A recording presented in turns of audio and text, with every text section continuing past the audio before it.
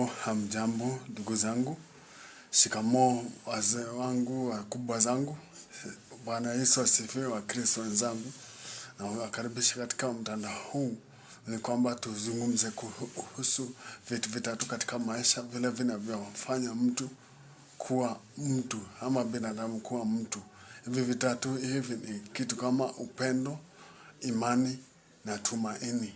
Katika kitabu cha Wakorintho 2:13 inasema kuhusu kuna vipawa vitatu ama three gifts which will make I and you a person of dignity. Yani kama uko na upendo, iwapo kuna upendo kwamba kuna yule ambaye unayempenda ama kuna kile ambacho unachopaswa kutenda utu, hiyo kwamba inasababishwa na upendo.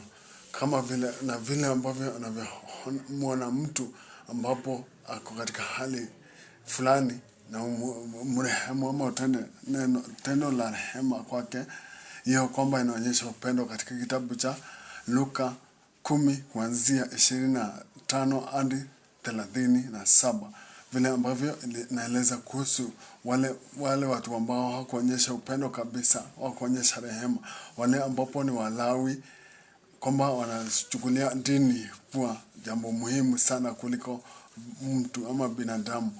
Na yule mwingine anajiita kuhani. Unaona vile ambavyo makuhani hawana rehema, hawana huruma sana, kwamba wanaelekea katika utumwa katika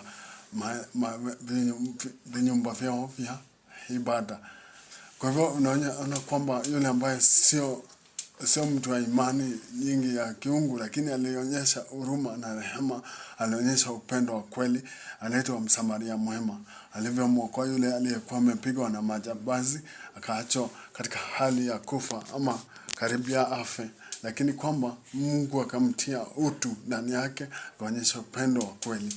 Halafu katika kitabu hicho inaonyesha kuhusu imani, kwamba unaamini kwamba yale ambayo alivyotendewa katika ile hoteli, kwamba watu waliamini, hoteli waliamini ya kwamba huyu Msamaria mwema atalipa ile malipo ya kuhudumiwa, na vile vile tumaini lao kwamba walingoja na wakalipwa. Kwa hivyo tuonyeshe imani kwa Mungu na tuamini, kama iwapo umeoa ama umeolewa, muamini mwenzako, na vile vile kwamba umwamini Mungu, maana Mungu ndio mshirika ama ndio mshirikishi wa mahusiano yote. Bwana asifiwe sana.